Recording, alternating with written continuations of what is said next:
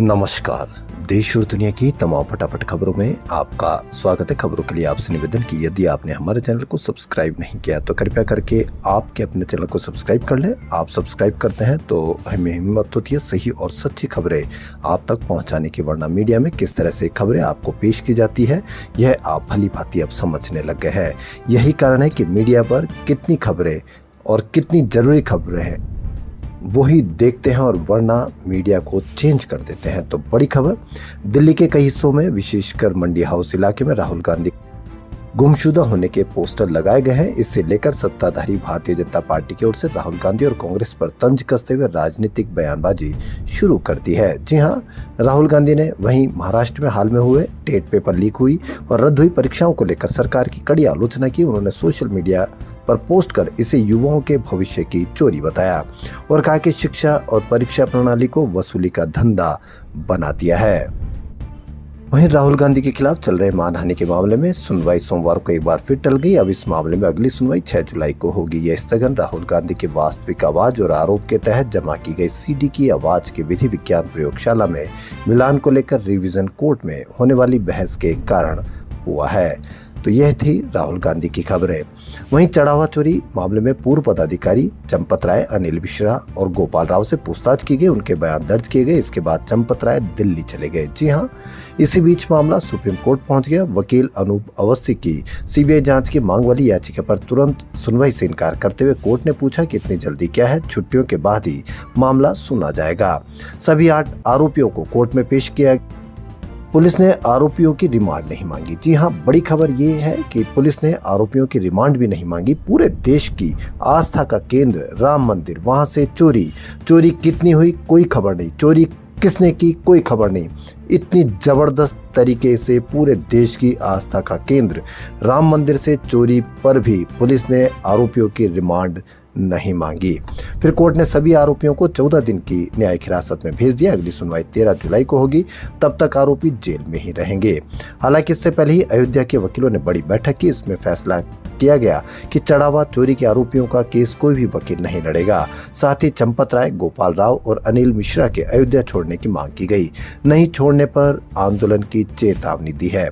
Media पर कहीं पर भी ऐसी कोई खबर नहीं होगी कि वकीलों ने क्या निर्णय लिया या वकीलों ने क्या राय दी है और कब आंदोलन करने की चेतावनी दी है। कहीं पर भी कोई खबर नहीं होगी।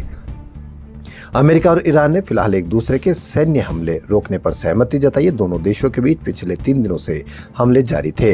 अमेरिकी अधिकारियों के अनुसार अमेरिका ईरान में 17 जून को हुए समझौते MOU के सभी बिंदुओं पर बातचीत जारी रहेगी। इसी सिलसिले में मंगलवार को कतर में दोनों देशों के प्रतिनिधि तकनीकी स्तर की वार्ता करेंगे। समझौते के तहत होर्मुज स्ट्रेट से गुजरने वाले व्यावसायिक जहाजों की आवाजाही नहीं रोकी जाएगी। हाल के दिनों में इसी जलमार्ग को लेकर दोनों देशों के बीच तनाव बढ़ गया था। अमेरिका ने ईरान के मिसाइल और रडार ठिकानों पर कार्रवाई की थी, जबकि ईरान ने जवाब में कुवैत और बहरीन में अमेरिकी सैन्य ठिकानों को निशाना बनाया था। इसके बाद दोनों देशों ने फिलहाल सैन्य कार्रवाई रोककर बातचीत के जरिए समाधान तलाशने पर सहमति जताई है। शिवसेना प्रमुख उद्धव ठाकरे ने पार्टी से बागी 6 सांसदों की सदस्यता रद्द करने की मांग की। उन्होंने कहा कि अगर देश में कानून का राज है तो इन सांसदों को अयोग्य ठहराया जाना चाहिए।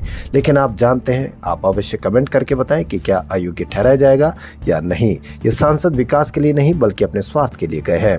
उद्धव ने राम मंदिर में चढ़ावा चोरी पर बीजेपी का बाबर जनता पार्टी बताया। जी हाँ, बड़ी खबर, उद्धव ठाकरे ने राम मंदिर में चढ़ावा चोरी पर बीजेपी को बाबर जनता पार्टी बताया। कहीं पर भी कोई खबर नहीं होगी। उन्होंने कहा कि बाबर ने राम मंदिर तोड़ा था, बाबर जनता पार्टी नए बने राम मंदिर को लूट रही है। दोनों में क्या फर्क है। उद्धव इन दिनों मराठवाड़ा के दौरे पर है। बाकी सांसदों के संसदीय क्षेत्र में जाकर जनसभाएं कर रहे। रविवार को उन्होंने परभणी और धाराशिव में अलग अलग सभाओं को संबोधित किया। रविवार को CBSE बोर्ड और स्टूडेंट वेदांत श्रीवास्तव के बीच एक बार फिर सोशल मीडिया में 12वीं क्लास के रीवैल्यूएशन रिजल्ट को लेकर विवाद शुरू हो गया। बता दें कि मई में वेदांत ने CBSE के OSM on screen marking system की खामी को सोशल मीडिया के जरिए बताया था और आपको यह भी पता है कि किस तरह से मीडिया ने उसको एक जबरदस्त तरीके से सोशल मीडिया पर ट्रोल किया था और उनको क्या क्या नहीं कहा बताने की आवश्यकता नहीं है। दरअसल सीबीएसई ने सब्जेक्ट वाइज जारी किया आंसर की में वेदांत की फिजिक्स की गलत यानी किसी और स्टूडेंट की कॉपी अपलोड की थी।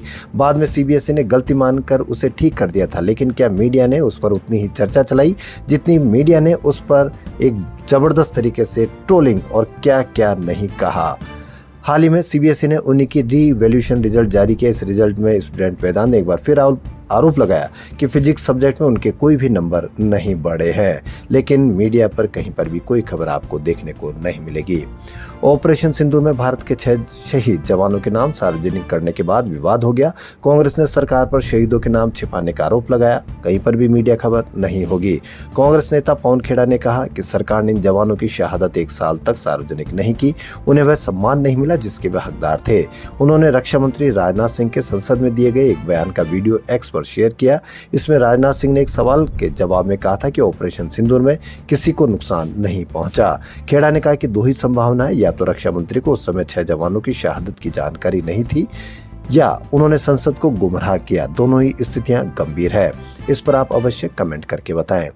स्विट्जरलैंड, फ्रांस, जर्मनी ये नाम सुनते ही दिमाग में एक तस्वीर बनती है। उस तस्वीर में अक्सर साफ सुथरी सड़कें, बर्फीली पहाड़ और मौसम का लुत्फ उठाते लोग होते हैं, लेकिन इस वक्त हकीकत कुछ और है। यूरोप के देश रिकॉर्ड गर्मी में चल रहे हैं, सड़कें पिघल रही है, पटरियां उखड़ रही है। पिछले 7 दिनों में हीट वेव ने 1300 से ज्यादा लोगों की जान ले ली। गर्मी से बचने को लोग नदियों तालाबों में कूद रहे, जिससे फ्रांस में 55 लोग डूब गए हैं। देश और दुनिया की तमाम फटाफट खबरों में फिलहाल इतना ही। यदि आपको हमारा चैनल पसंद आए तो लाइक, सब्सक्राइब और शेयर अवश्य करें। आप सब्सक्राइब करते हैं तो हमें हिम्मत होती है। आपने जो भी खबर सुनी, क्या मीडिया पर उसकी कितनी चर्चा है, कितनी कवरेज है, आप अवश्य कमेंट करके बताएं। धन्यवाद।